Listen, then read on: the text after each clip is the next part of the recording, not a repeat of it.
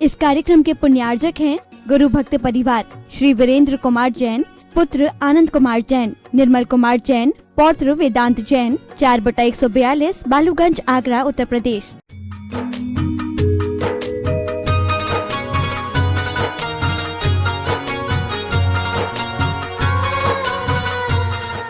जय बोलो देवादिदेव एकहतराट श्री भगवान महावीर स्वामी की जय जय जय। अहिंसा परमो धर्म की जय जय जय।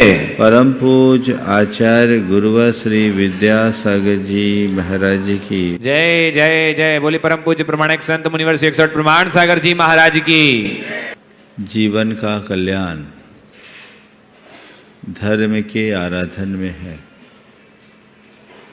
और हमारा धर्माराधन व्रत संयम से ही पुष्ट होता है।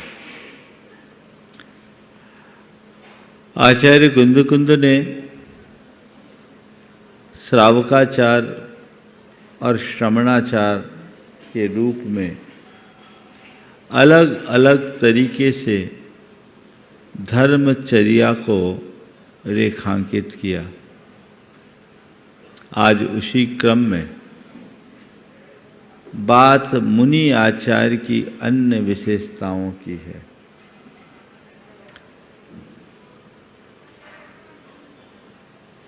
पंचेंदी संवरणम पंचबया पंचविंश क्रियासु पंच समिदो तय गुत्तो संयम चरणम निरायारम। 5 इंद्रियों के निरोध पूर्वक 5 व्रतों और व्रतों की रक्षा 25 क्रिया रूप भावनाओं को भाते हुए जो 5 समिति और 3 गुप्तियों में प्रवृत्त रहते हैं, उन्हीं श्रमण का संयमाचरण होता है। एक दिगंबर मुनि को जब हम देखते हैं तो उसके 2 रूप दिखाई पड़ते हैं। एक वह रूप जो बाहर दिखता है और दूसरा वह रूप जो भीतर होता है। दिगंबर मुनि का बाहरी रूप सबको देखने में आता है, लेकिन उनका असली स्वरूप कोई विरला ही जान पाता है। आचार्य कुंद ने मुनि के दोनों स्वरूप को रेखांकित किया और ये कहा कि बाहर से मुनि होना कठिन है, लेकिन बहुत कठिन नहीं है। बाहर से फिर भी बना जा सकता है, भीतर से मुनित्व को घटित करना बहुत कठिन है। कोई भी मुनि, उसका मुनिपन तभी सार्थक होता है जब कहीं उसके भीतर में मुनिपना घटित होता है। तो अपने भीतर के मुनिपन को घटित करने के लिए अपने ज्ञान और वैराग्य को सदैव उद्घाटित रखना चाहिए। मुनि को परमेष्ठी के रूप में देखा जाता है। परमेष्ठी यानी जो परम पद में स्थित है, जो सबके लिए वंदनीय है, जिनकी चर्या क्रिया और भावनाएं निर्मल विशुद्ध नहीं, इस लोक में विशुद्धतम है, उनकी आराधना हम कैसे करें?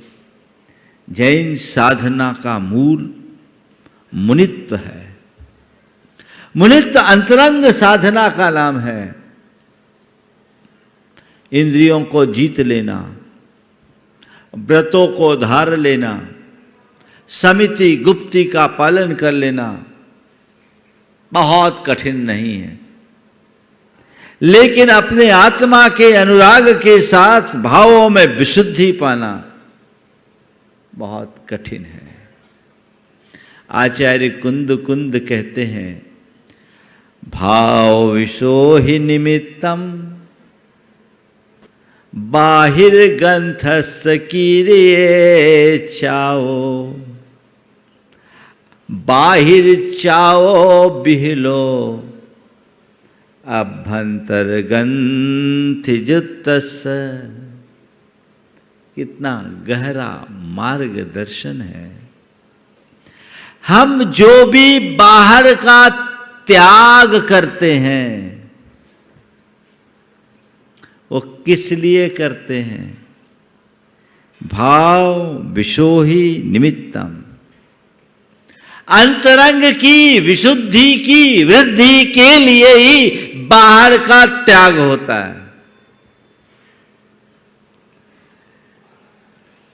बाहर चाओ बिहलो अभ्यंतर ग्रंथि जुत्तस्स।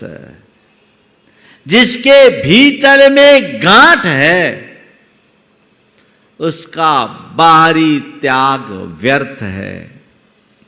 ये बात यद्यपि एक मुनि के संदर्भ में कही गई है, लेकिन अगर हम देखें तो ये बात व्यापक संदर्भ में लागू होती है। ये बात व्यापक संदर्भ में लागू होती है, हर धर्मी के जीवन में होता है।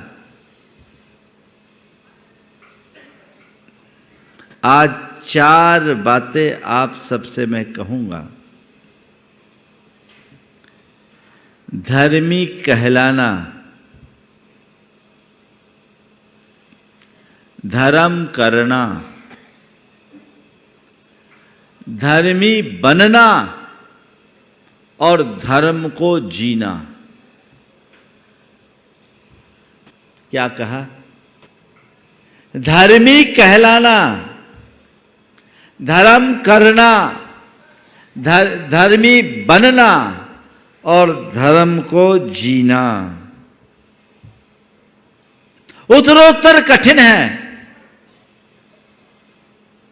सबसे बड़ी बात धर्मी कहलाना बहुत सरल है। आज कोई भी धार्मिक सामाजिक क्रियाओं में आगे बढ़ता है, धर्म सभाओं में आगे बढ़ चढ़ करके हिस्सा लेता है, धार्मिक समारोहों में अपना बढ़ चढ़ करके योगदान देता है, समाज में वो व्यक्ति धर्मी व्यक्ति के रूप में जाना जाता है। हर कोई उसे धर्मी कहते हैं। और ऐसे तथाकथित धर्मियों की आज समाज में कमी नहीं है। मेरे संपर्क में एक सज्जन है जिनने एक अपनी बेटी का विवाह एक परिवार में किया और विवाह के बाद बेटी घबरा करके 3 महीने में घर आ गई। बोले क्या है? बोले वहाँ तो बाप बेटा मिलके शराब पीते हैं, हम वहाँ उस घर में रह नहीं सकते, हमको ऑर्थोडॉक्स कहा जाता है। हमने उनसे पूछा भैया तुमने क्या सोच करके उनसे यहाँ अपना संबंध कर दिया, क्या देख के लड़की दिया? बोले महाराज हमने देखा साधु संतों के आगे पीछे रहते हैं, समाज के कार्यों में अग्रणी भूमिका रखते हैं, समाज के मुखियों में गिने जाते हैं, हमने सोचा धर्मी है सो हमने दे दिया। ऐसे बहुत सारे नामधारी धर्मी होंगे जो धर्मी कहलाते हैं, धर्मी के रूप में जिसको जाना जाता है, उसका कोई अर्थ नहीं। ये धर्मी के संदर्भ में लो तो उसमें मुनि के संदर्भ में भी ले लेना, सबके साथ जोड़ देना। मैं व्यापक संदर्भ में बात कर रहा हूं।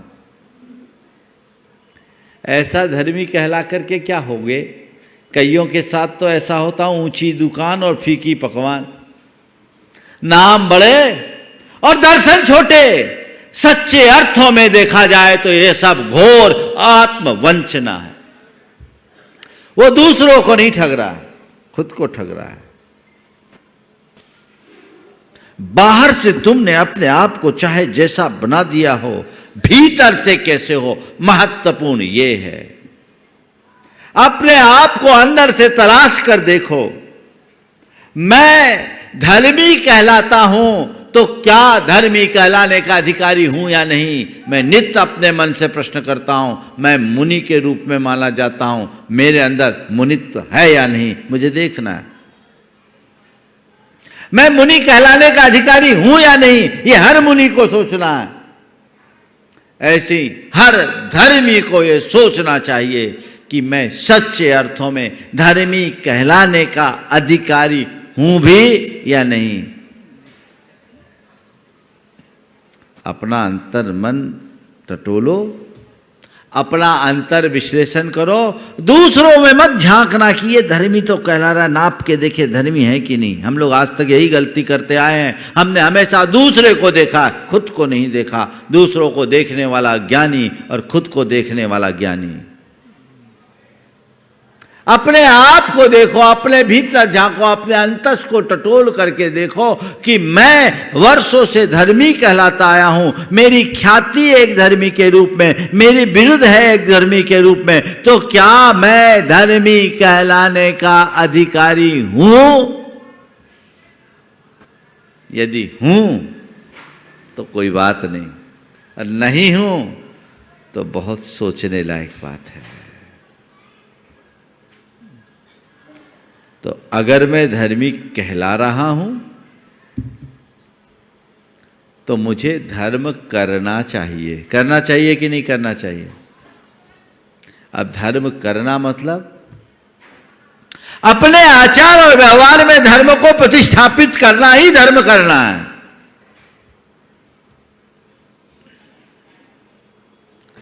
अब तुम धर्मी कहला रहे हो, धर्म कितना कर रहे हो? प्रथम चरण में धर्म आचार जीवन में घटित होना चाहिए। व्यसन बुराइयों से मैं कितना दूर हूं, वो मुझे देखना है। बहुत सारे लोग हैं जो व्यसन बुराइयों से दूर हैं और धर्म की क्रिया से भी जुड़े रहते हैं, धर्म करते हैं, सुबह से पूजा पाठ में बहुत लीन। और आजकल ऐसे धर्मी लोगों की कमी नहीं है, धर्म कर रहे हैं, लेकिन केवल धर्म कर रहे हैं, अंदर धर्म जैसा कुछ है कि नहीं, ये भी तो टटोलो। मैं यहीं पर था, एक परिवार आया, उनके साथ एक युवक था जो हार्वर्ड से पढ़कर आया था, मास्टर्स करके आया। परिवार के लोगों ने बोला, महाराज जी इससे कहिए कि ये थोड़ा धर्म करे।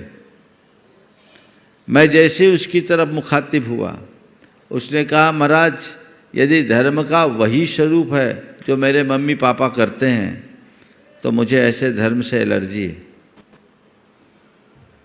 अगर धर्म का वही स्वरूप है जो मेरे मम्मी पापा करते हैं तो मुझे धर्म से एलर्जी है। मैंने पूछा क्या मतलब?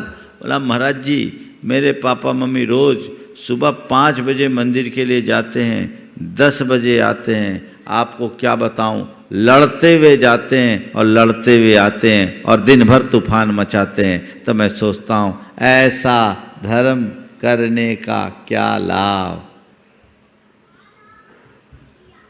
अपने आप को देखो, मैं धर्म कर रहा हूं तो ऊपर से कर रहा हूं या भीतर से धर्म कर रहा हूं?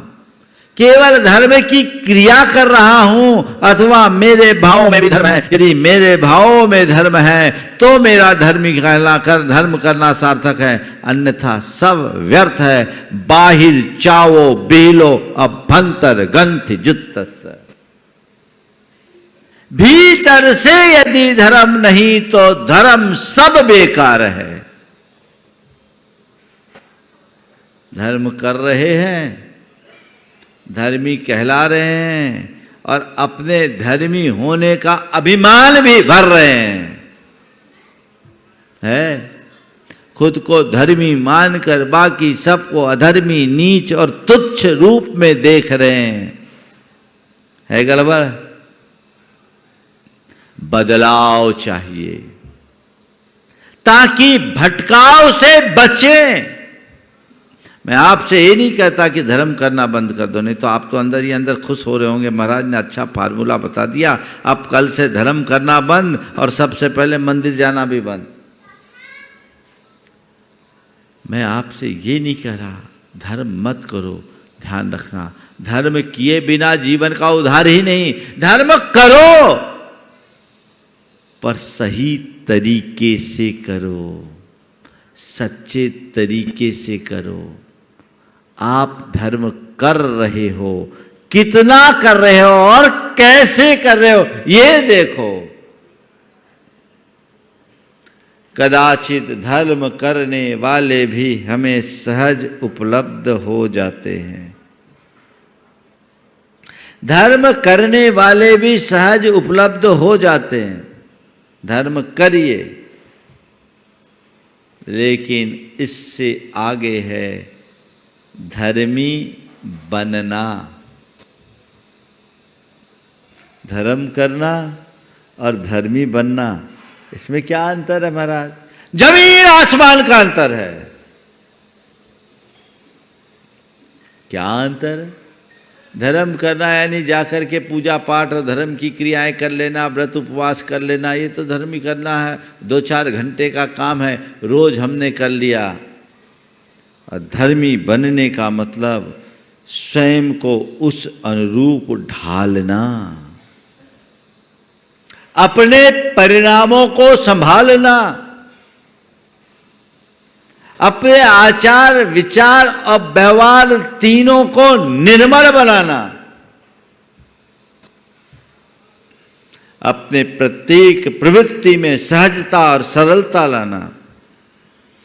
एक व्यक्ति अंदर से धर्मी बन जाए तो उसका रूप ही अलग होगा। मैं आप सबसे पूछता हूं, यदि आपसे कहा जाए ये व्यक्ति बड़ा धर्मी है, आपकी आंखों में उस व्यक्ति की क्या छवि बनेगी? अगर किसी व्यक्ति से हम कहें, किसी व्यक्ति का परिचय देते समय यह कहा जाए ये व्यक्ति बड़ा धर्मी है, तो क्या छवि उभरेगी? के क्रियाकलाप क्या दिखेंगे? नहीं, ये व्यक्ति धर्मी है यानी मंदिर जाता है, पूजा पाठ करता है, व्रत उपवास करता है, दान करता है, त्याग तपस्या करता है, गुरुओं की सेवा करता है, हर कार्य में बढ़ चढ़ कर के हिस्सा लेता है। यही ना छवि बनेगी? बोलो। एक धर्मी व्यक्ति की पहचान आज कुल उसकी क्रियाओं पर हो गई है। निश्चित ऐसा व्यक्ति धर्मी कहला लेगा, वो धर्म कर भी रहा है, लेकिन धर्मी बना हो ये कोई जरूरी नहीं। हो सकता उसके भीतर अधर्म भी पल रहा हो, उसके पीछे कुछ और रूप भी हो सकता है। और ऐसे बहुत सारे प्रसंग आए हैं, किससे आए हैं, जिसमें लोगों ने धर्मी होने का बाना ओढ़ा है और उसका दुरुपयोग किया है। हमेशा ध्यान रखना, बुराई अच्छाई की ओट में पलती है। धर्मी कहलाना, धर्म करना, इसके आगे की कड़ी धर्मी बनना। मैं अंदर से धर्मी बना हूं या नहीं, इसकी पहचान कैसे? जब मैं अपने भाव शुद्धि को देखूंगा, अपने विचारों को देखूंगा, तो मैं समझूंगा अगर मैंने अपने आवेग संवेग को नियंत्रित करने की क्षमता हासिल कर ली, यदि मैंने अपने भावनाओं पर नियंत्रण लाने की क्षमता हासिल कर ली, यदि मैंने अपनी वृत्ति और प्रवृत्ति को नियंत्रित करने का अभ्यास बना लिया, यदि मैंने अपने अंदर की लालसा और वासना को वश में करने की क्षमता हासिल कर ली, तो समझना मैं धर्मी बन गया हूं। धर्मी बना मतलब अब अधर्म नहीं।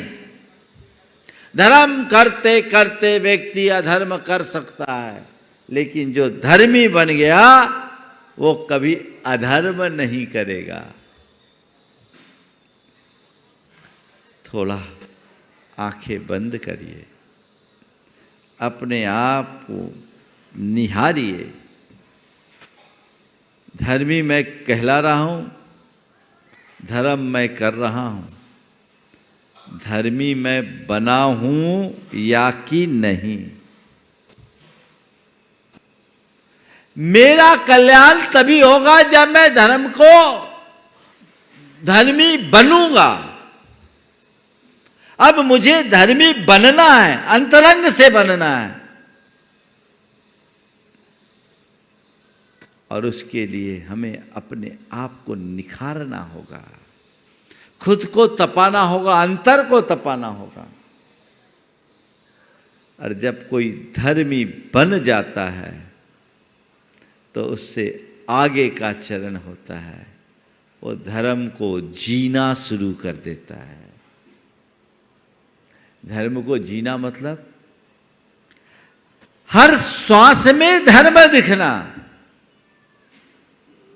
प्रत्येक विचार और व्यवहार में धर्म का प्रतिबिंब दिखना, धर्म की मूर्ति बन जाना, जिससे मिलकर के मन प्रसन्न हो जाए, जिसके हृदय में हर पल आनंद हो, जो सुख में दुख में, संयोग में वियोग में, हानि में लाभ में, इष्ट में अनिष्ट में, जीवन में मरण में समता धार कर हर पल जीवन का रस ले, समझ ले वो धर्मी जी बन गया, नहीं धर्म को जी रहा है। लोग पल पल में विह्वल हो जाते हैं, होकर सुख में मग्न न फूलूं, दुख में कभी न घबराऊं, इष्ट वियोग अनिष्ट योग में सहनशीलता दिखलाऊं। इस परिणति को जिसने पा लिया, समझ लेना वह धर्म को जी रहा है।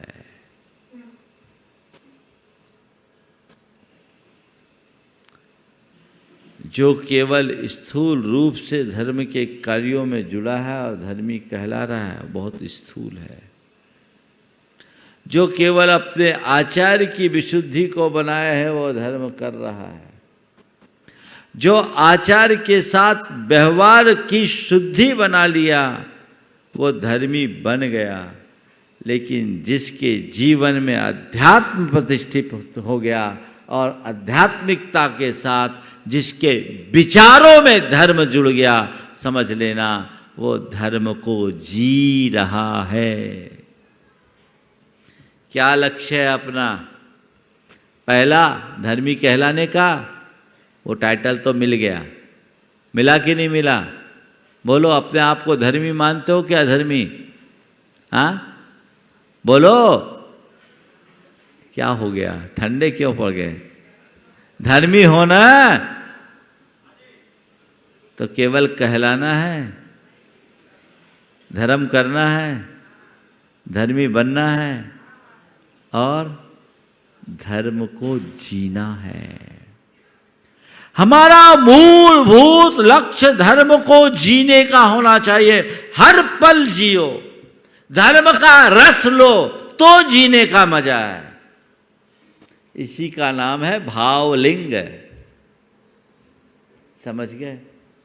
तो ये भावलिंग केवल गृहस्थ मुनियों का हो ऐसा नहीं, तुम्हारा भी होना चाहिए। हर धर्मी के अंदर आचार्य कुंद ने कहा, तुमने जितना ये बाहर का उपक्रम किया है, ये किसके लिए किया? भीतर की शुद्धि के लिए। तो परिकर तो अच्छा बना लिया और भीतर सब खलास, तो मामला क्या होगा? लेबल तो ब्रांडेड है और माल डुप्लीकेट है, तो क्या होगा? क्या होगा? तुमने धर्मी होने का लेबल तो लगा लिया, तुमने मुनि होने का लेबल तो लगा लिया, लेकिन अंदर सब नकली है। ध्यान रखना, लोक में ये सब नकली काम दूसरों को बेवकूफ बनाने के लिए किया जाता है, पर परमार्थ में या धर्म क्षेत्र में ऐसा काम करने वाला खुद को ठगता है, किसी गैर को नहीं। खुद को ठगता है। अंतरंग में कचोट होनी चाहिए। मेरे संपर्क में ऐसे बहुत सारे लोग हैं जो ऊपर से कुछ और भीतर से कुछ। एक जगह मैंने प्रवचन दिया, प्रवचनोपरांत एक सज्जन जो उस मंच का संचालन कर रहे थे, समाज के नामचीन व्यक्तियों में एक लब्ध प्रतिष्ठित व्यक्ति, सीधे मेरे कक्ष में आ गए, मेरे चरणों में शीश रख करके फूट फूट करके रोना शुरू कर दिया, फूट फूट के रोना शुरू किया। काफी देर लग गई उनको सामान्य होने में। मैंने पूछा क्या बात है, आज इतने अधिक भाव विह्वल क्यों हूं? उन्होंने कहा महाराज आज आपने मुझे झकझोर दिया। उस दिन के मेरे प्रवचन का विषय था जैसी करनी वैसी भरनी। आज से लगभग 25 वर्ष पुरानी बात। बोला आपने मुझे झकझोर दिया, क्या मामला? बोला महाराज जी मुझे लगा कि आज मुझे ऐसा आभास हुआ कि अभी तक मैं अपने को ठगता रहा और समाज को धोखा देता रहा, आप लोगों को भी धोखा देता रहा। क्या बात है? बोला महाराज जी क्या बताऊं, आप लोग मेरा ये रूप देखते हो, लेकिन मेरा असली चेहरा अगर आपको पता लग जाए तो शायद आप अपने पास भी न बैठने दें। क्या बात है? बोला महाराज जी हाई सोसाइटी के नाम पर मैंने वह सब कर्म किया है जो एक जैनी को नहीं करना चाहिए, पर महाराज जी अभी तक तो उसमें मैं अपनी शान समझता था। आज मुझे मेरे किए पर लज्जा आ रही है, मेरा हृदय मुझे अंदर से कचोट रहा है। मुझे लग रहा है आज ऐसा लगने लगा कि ऐसा करके मैं कितनी आत्मवंचना कर रहा हूं। अच्छे वक्ता थे, ज्ञानी भी थे, उन्हें लगा, उन्होंने शब्दों में कहा आज मुझे लग रहा है कि मैं कितनी आत्मवंचना कर रहा हूं। महाराज आपने आंखें खोल दी, अब मुझे रास्ता बताएं। मैंने उन्हें संबोधा और कहा सुबह का भूला शाम को घर लौट आए तो भूला नहीं कहलाता। सुबह का भूला यदि शाम को भी घर लौट आए तो भूला नहीं कहलाता। आज भी यदि आप संकल्पित हो जाओ और अपना रास्ता बदल लो तो आपका जीवनोत्थान हो सकता है।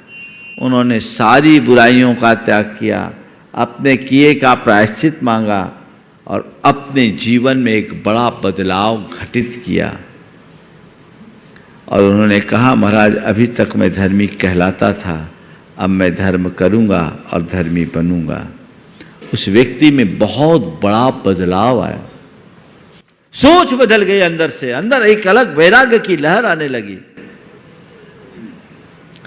और उस घटना के 6 महीने बाद उनकी आकस्मिक मृत्यु हुई हार्ट फेल होने से, लेकिन वह भी शुभ परिणामों के साथ वो अपने जीवन को बदल करके गए। यदि उनकी आत्मा नहीं जागी होती तो कलंक के साथ जाते। तो बात केवल इतनी सी है जो समझने की है। धर्मी कहलाना, धर्म करना, धर्मी बनना और धर्म को क्या, जोर से बोलो और जोर से, धर्म को जीना। बहुत सही, सही बोला उसने, हंसने की बात नहीं है। एक बार और बोलो बेटा, धर्म को जीना, है ना? तो धर्म को जिए कैसे? नित्य धर्म की भावना भाएं, जीवन में एक आध्यात्मिक मोड़ लाएं, जीवन की वास्तविकता पर विचार करें, ताकि हमारे पुराने संस्कार हम पर हावी ना हो और उन संस्कारों को हम शुद्ध बना सके, निर्मल बना सके, जीवन को पवित्र बना सके। मेरा मानना है कि धर्म तो हर कोई चाहता है, पापी से पापी व्यक्ति भी चाहता है कि मैं धर्म करूं, अधर्म ना करूं, लेकिन उसके अंदर के संस्कार और मन की दुर्बलताएं उसे अधर्म की ओर खींच लेती है, धकेल देती है। तो अगर धर्म को जीना चाहते हैं तो क्या करें? नित्य भावना भाएं, नियमित भावना योग करें, अपने जीवन के परम लक्ष्य को सामने रखें। मुझे धर्म को जीना है, मुझे धर्म को जीना है, मुझे धर्मी होना है। मेरा जीवन धर्ममय हो, ऐसा अंतरंग में भाव आपको अधर्म से बचाएगा। तो हमारा मूलभूत धर्म क्या है? आत्मज्ञान से संपन्न होकर सहज, शांत, संयत और सकारात्मक दृष्टि रखना, जो हर पल सहजता से जीता है, जिसके जीवन में संयम और सदाचार दिखता है, जो शांत रहता है, जिसके अंतरंग में सकारात्मकता है, वो धर्म को जी रहा है। जी रहा है कि नहीं जी रहा है? तो ये सूत्र दोहराइए। मुझे सहज रहना है, मुझे सहज रहना है, मुझे सहज रहना है, मुझे सहज रहना है। धुनिए, मुझे शांत रहना है, मुझे शांत रहना है, मुझे शांत रहना है, मुझे शांत रहना है, मुझे संयम रखना है, मुझे संयम रखना है, मुझे संयम रखना है, मुझे संयम रखना है, मुझे सकारात्मक रहना है, मुझे सकारात्मक रहना है, मुझे सकारात्मक रहना है, मुझे सकारात्मक रहना है। ये चार सूत्र तुम्हारे जीवन में चार चांद लगाएंगे। अपनाइए इन्हें, घोटिए। धर्म को जीने का ये मूल मंत्र है। अभ्यास बनाइए, सार तो यही है, तब आप धर्म का फल पाओगे। नहीं तो धर्म के नाम पर केवल एक भ्रम बना रहेगा। आचार्य कुंद ने स्पष्ट उद्घोष कर दिया, बाहर चावो बिहलो अभ्यंतर गंथ जुत्तस। लोग बड़े बड़े त्याग कर देते हैं। एक जगह एक व्यक्ति ने 16 उपवास किया लगातार, पारना में सबको बुलाया पर अपने छोटे भाई को बुलाने को तैयार नहीं। गांठ, मन में गांठ। वो उपवास हुआ कि लंघन? अंदर के तुम्हारे विषय कसाई की चाह नष्ट नहीं हुई तो सब कुछ व्यर्थ है, ऐसा समझना चाहिए। और तुम्हारे जीवन में सहजता, सरलता, सकारात्मकता आ जाए, संयम आ जाए, संतोष आ जाए, तो समता ही समता है और समता ही सबसे बड़ा धर्म है। आचार्य कुंद हम मुनियों को संबोधते हुए कहते हैं, किम काहे दिवनवासो काय किलेशो विचित्त उवासो आतावनादितवनम समदारहिरस समनस। किम काहिदी वनवासो, वनवास करने से क्या मतलब? काय क्लेश करने से क्या मतलब? विचित्र उपवास करने से क्या मतलब? अध्ययन मौन पौधी, खूब अध्ययन करने और मौन करने से क्या मतलब? समदार हृदय समनस, तुम्हारा धर्म करने का क्या मतलब जब तुम धर्म को जी न सको? धर्म को जीने का मतलब समता रखना। आचार्य गुरुवर ने इसका अनुवाद किया है, मासोपवास करना वनवास जाना, आतापनादि तपना तन को तपाना। सिद्धांत का मनन अध्ययन और मौन धरना ये व्यर्थ है, श्रमण के बिन साम्य पाना। रस मिलना चाहिए, फूल हो उसमें सुगंध नहीं तो क्या मतलब? तो तुम्हारे जीवन में संयम हो और उसका रस नहीं तो क्या मतलब? तुम्हारे जीवन में धर्म हो और उसका प्रभाव नहीं तो क्या मतलब? बस ये सूत्र है, धर्मी कहलाना, धर्म करना, धर्मी बनना और धर्म को जीना। चारों बातें हम आत्मसात करेंगे। तो अपने जीवन को धन्य बना सकेंगे। हम अपने जीवन को आगे बढ़ाने की कोशिश करें। यहीं पर विराम। बोलिए परम पूज्य आचार्य गुरुवर श्री विद्यासागर जी महाराज। जय बोलो देवादिदेव 1008 श्री भगवान महावीर स्वामी की जय जय जय। अहिंसा परमो धर्म की जय जय जय। परम पूज्य आचार्य गुरुवर श्री विद्यासागर जी महाराज की जय जय जय। परम पूज्य प्रमाणिक संत महामना मुनिराज प्रमासागर जी महाराज की। जीवन का उत्कर्ष साधना में है और साधना कोई क्रिया नहीं, एक अभ्यास है। ऐसा अभ्यास जो हमारे चित्त और चेतना को संतुलित करे, रूपांतरित करे। हम देखते हैं कुम्हार मिट्टी से मंगल कलश बनाता है। मिट्टी को एक लौंधे का रूप देता है, लौंधे को चाक पर रखता है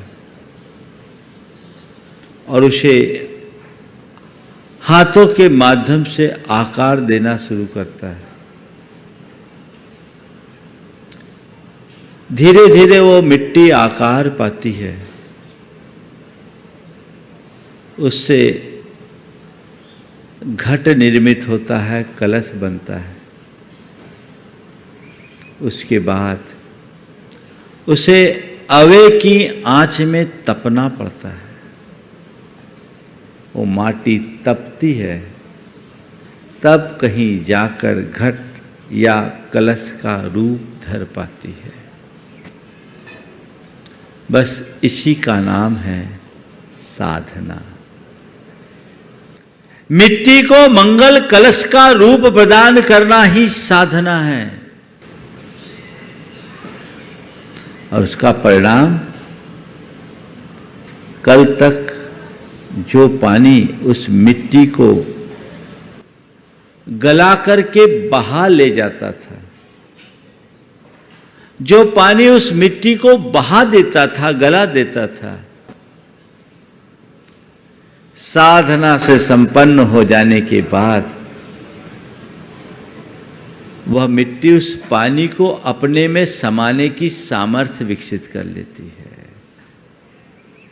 पानी मिट्टी को बहा कर ले जाता है तो घड़ा पानी को अपने में समा लेता है।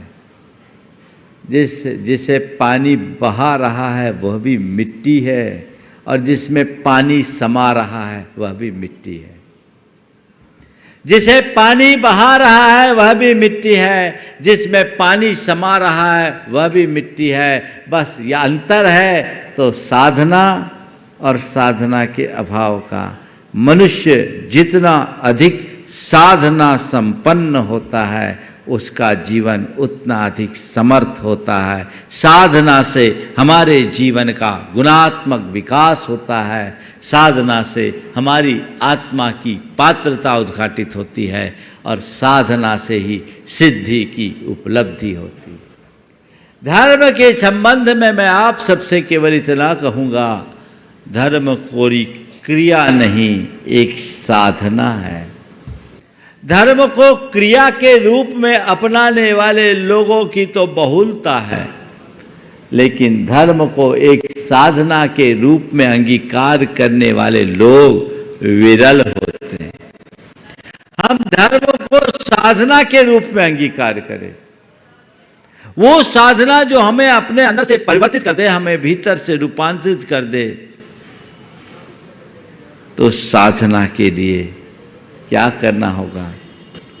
अपने आप को तपाना होगा, अपने आप को खपाना होगा, अपने आप को गलाना होगा। मिट्टी से घड़ा बनता है कब? कोई भी मिट्टी को घड़ा का रूप दे दो, नहीं। उस मिट्टी को पहले भिगोया जाता है, गलाया जाता है, और जब कुम्हार मिट्टी को गलाता है पांवों से रौंदता भी है। तब वो भीतर से भींगती है, फूलती है, उसमें लौंधे का रूप बनता है। और फिर कुम्हार चाक पर घुमाता है, चक्कर खाता है, लेकिन फिर भी समर्पित रहती है। और फिर कलश का रूप पूरी प्रक्रिया तक पहुंचने में उसे कई प्रकार के प्रहारों को झेलना पड़ता है और अंत में अग्नि परीक्षा देनी होती है। अवे के आंच में पकना पड़ता है, तपना पड़ता है, तब कहीं मिट्टी मंगल कलश का रूप धर पाती है। ऐसे ही जीवन विकास के क्रम में जो पूरी तरह से अपने आप को अर्पित करते हुए साधना के मार्ग को अंगीकार करता है और जीवन में जो कुछ भी घटित होते जाए उसे सहज रूप से स्वीकार करता है, सच्चे अर्थों में उसके ही जीवन का उद्धार होता है। अभी प्रसंग मुनि धर्म का चल रहा है। मुनि मुद्रा साधना की मुद्रा है, अपनी चेतना को पूरी तरह परिष्कृत करने का आधार है और सारा जीवन प्रखरता और प्रताप के साथ जीने का मार्ग है। जीवन सबको मिला है, जीवन सभी जीते हैं, लेकिन एक साधारण प्राणी के जीवन में और एक संत के जीवन में, संतों में भी मुनि के जीवन में एक बुनियादी फर्क होता है। आप लोग जीवन जीते हैं और मुनिजन जीवन का रस निचोड़ते हैं, रस लेते हैं। जीवन जीना अलग बात और जीवन का रस पाना अलग बात है। जीवन जिए, रस पाए, रस निचोड़ करके उसका आनंद ले, वो हम कैसे करें? जीवन का रस अपने अंदर कैसे आए? आज हम मुनि लोग हैं, हम हर पल अपने जीवन के प्रति जागरूक रहते हैं और जीवन का आनंद लेते हैं। आप लोग पता नहीं किसे एंजॉय मानते हैं और उस एंजॉयमेंट के लिए न जाने कितने प्रकार के साधनों का आलंबन लेते हैं, पर मुझे पता है थोड़ी देर पहले एंजॉय है और उसके बाद स्ट्रेस, यही चलता है ना। इधर एंजॉय, इधर स्ट्रेस, सब जॉय खत्म हो जाता है, पता ही नहीं लगता अभी जॉय के बाद हाय कब हो जाए। इधर जॉय, इधर हाय, इसका कोई पता नहीं। लेकिन मैं अपनी बात कह सकता हूं, मैं अपने जीवन के एक एक पल का एंजॉय करता हूं, एक एक क्षण का एंजॉय करता हूं, हर पल अपनी मस्ती में जीता हूं। और संत है ही वही जो हर पल अपने मस्ती का आनंद ले। कैसे? आप भी कर सकते हैं और बहुतेरे लोग मेरे संपर्क में ऐसे भी हैं जो अपने जीवन को बहुत मस्ती से जीते हैं। जीने का अपना अपना नज़रिया है, उस नज़रिए के अनुसार जो जैसा जीवन जीता उसका सारा जीवन वैसा हो जाता है। हमें चाहिए कि हम जीवन के मूल को पहचाने, जीवन के मर्म को पहचाने और जीवन की मस्ती का रस ले सके। मुनि राजों को ये स्थान क्यों मिला? आपने कभी सोचा? आप लोग मुनि जनों को पूजते हो कि नहीं पूजते हो? पूजते हो। क्यों पूजते हो? क्यों पूजते हो? उत्तर चाहिए। हाँ, गुण कौन से गुण आ गए? टपक के आ गए?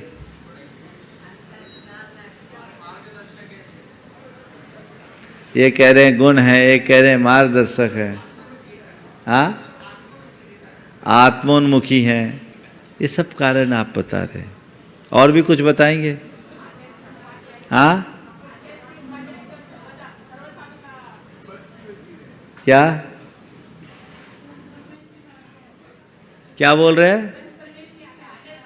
पंच परमेष्ठि में आते तो हमने बता दिया, इसलिए बता रहे हो। पंच परमेष्ठि में क्यों? एक मुनि को तुमने परम पद में स्थित क्यों किया? उन्हें परमेष्ठि के रूप में क्यों माना? उन्हें क्यों पूज रहे हो? पूछ तो रहे हो, उत्तर चाहिए, सही उत्तर चाहिए। बोलिए। हाँ,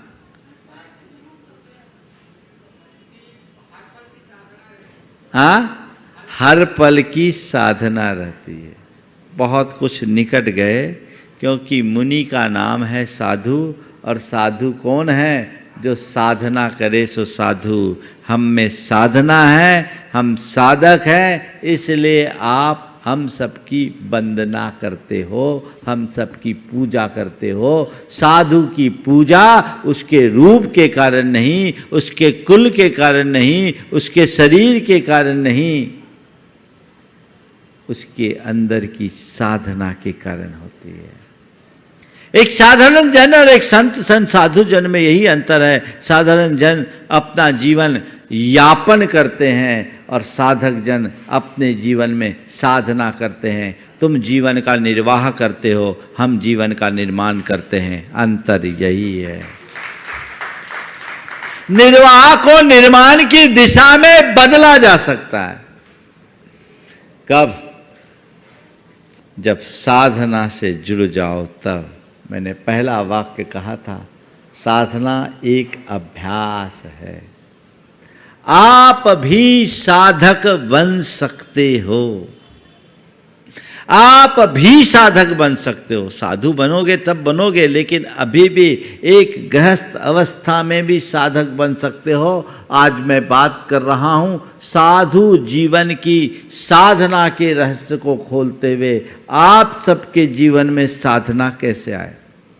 आचार्य कुंद कहते हैं, जे 22 परीश सहंति सत्ति सये ही संजुत्ता, ते होन्ति बंदनिया सुरासुर मानुषे लोए।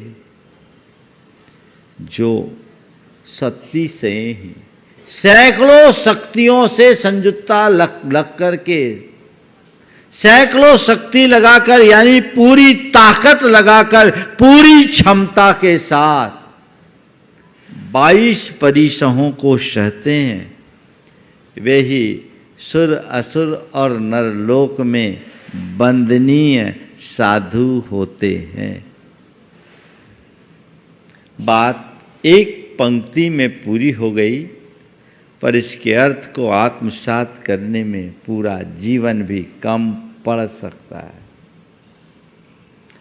जो 22 परिसहों को शक्ति से ही संयुक्ता सहंती, पूरी शक्ति और सामर्थ्य के साथ सहते हैं, वे वंदनीय होते हैं। तो आज बात कर रहा हूं साधना की। साधना का पहला रूप सहना। क्या करना? सहना। सहो, जितना सहोगे उतना समर्थ बनोगे। आप मुनि जनों की चरणों में आते हैं, आपको दिखता है मुनि महाराज क्या सहते हैं? हाँ? सहते दिखते हैं? हाँ? कई बार आप लोग बोलते कितना कष्ट सहते हैं।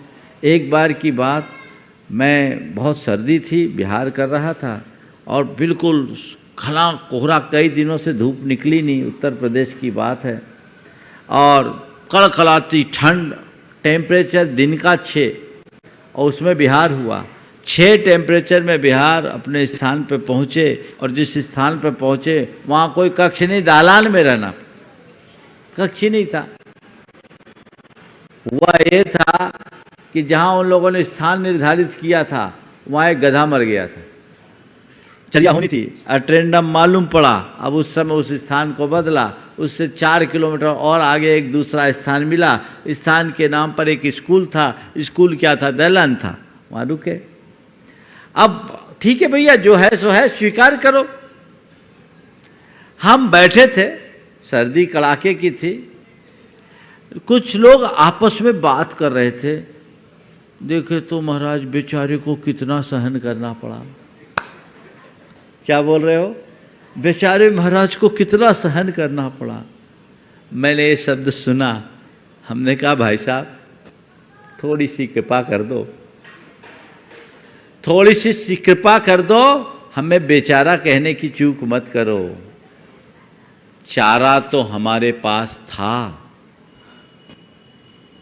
पर हमने उसे स्वीकार नहीं किया। अगर मैं चाहूं तो आप मेरे लिए 100 साधन उपस्थित कर सकते हैं, बेचारा वो नहीं जिसके पास कोई साधन नहीं, बेचारा वो नहीं जिसके पास कोई साधन नहीं, बेचारा तो वो है जिसके पास पर्याप्त साधन होने के बाद भी और साधन की चाह है। ऊपर से लदे हो फिर भी कांप रहे हो कि और कुछ सुविधा हो जाए तो। मैं कहना क्या चाह रहा हूं, कष्ट कष्ट तभी प्रतीत होते हैं जब तक हम उन्हें स्वीकार नहीं कर पाते। 4 बातें आज आप सबसे कहूंगा। सहो, सहना, स्वीकार करना, सत्कार करना। सहन करना, स्वीकार करना, सत्कार करना और प्रतिकार करना। सहन, स्वीकार, सत्कार, प्रतिकार। हम मुनियों के 22 परिचय हैं, हम लोग उसे सहते हैं। इसमें कुछ शारीरिक है, कुछ मानसिक है। जीवन में आने वाले सब प्रकार के प्रतिकूलताओं को, चाहे वो भौतिक हो या मानसिक, उनको सहन करना। कष्ट दुख आ रहे हैं, उनको सहज भाव से सहो।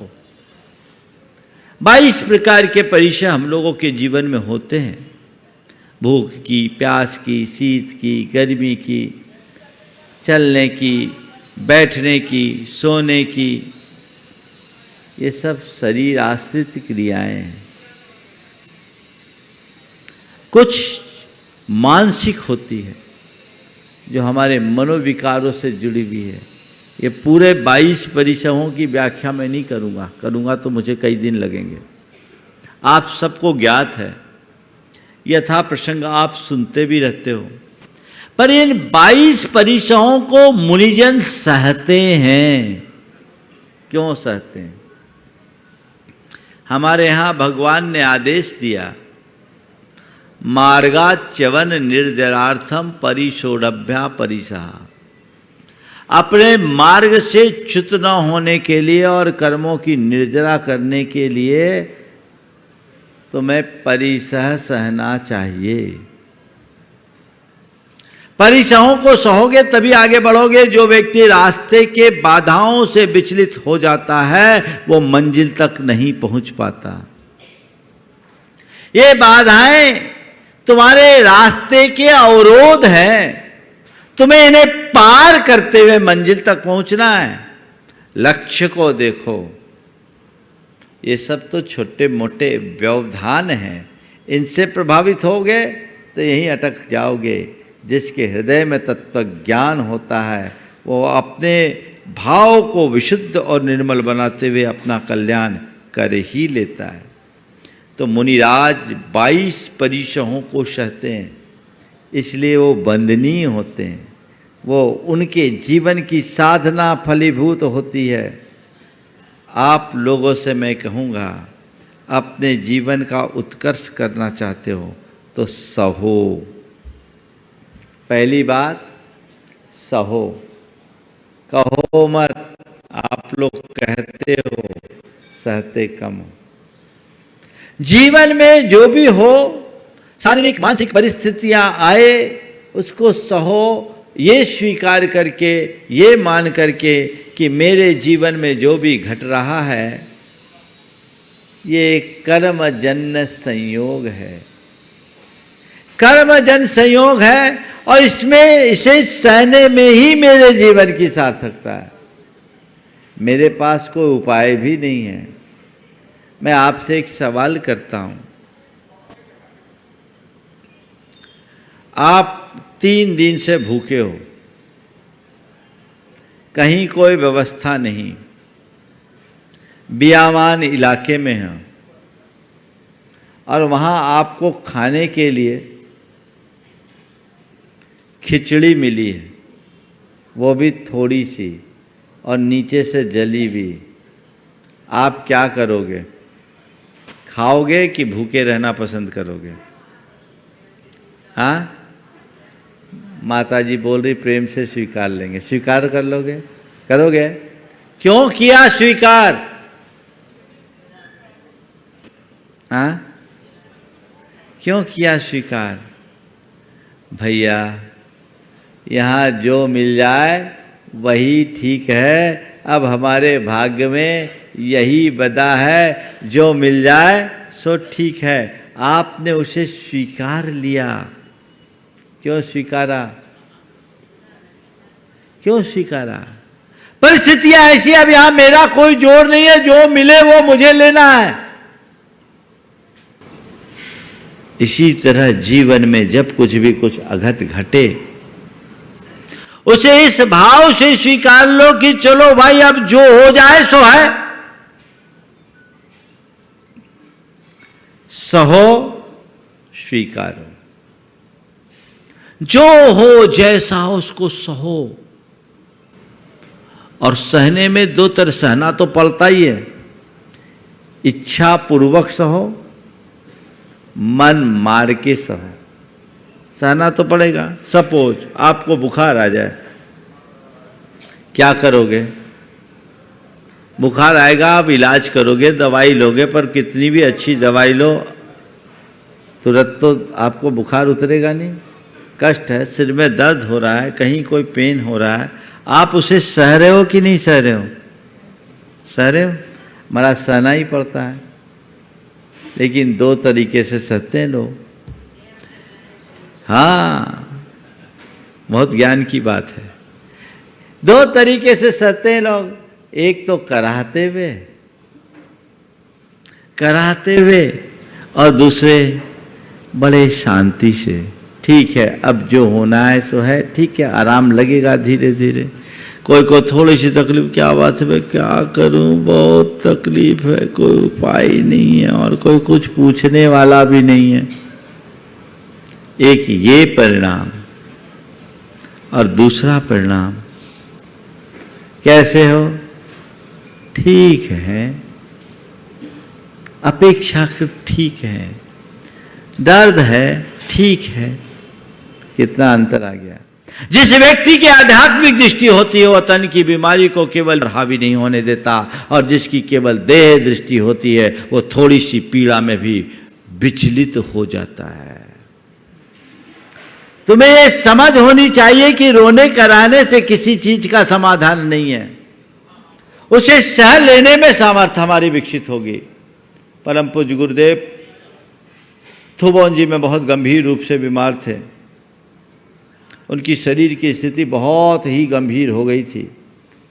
3 दिन से आहार नहीं हुआ, एक दिन तो उपवास किया, दूसरे दिन उनको जो दवाई दी वो कड़वी थी, सिंकोना की छाल जिससे कुनैन बनती है, मुनक्के में दिया, पहले ही ग्लास में मुंह में डाला, बाहर निकल गया, वो अंतराय हो गया। दूसरा उपवास, और पहले दिन, एक दिन उससे पहले केवल उन्होंने लौकी लिया था और कुछ लिया नहीं था।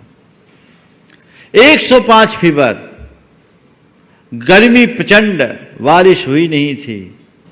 पंडित जगन मोहन लाल सिद्धांत शास्त्री 2 विद्वानों के साथ वहां पहुंचे।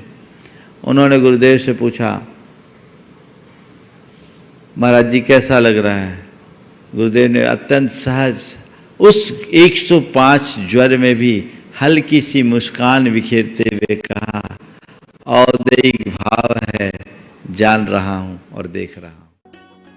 इस कार्यक्रम के पुण्यार्जक थे गुरु भक्त परिवार श्री वीरेंद्र कुमार जैन, पुत्र आनंद कुमार जैन, निर्मल कुमार जैन, पौत्र वेदांत जैन, 4/142 बालूगंज, आगरा, उत्तर प्रदेश।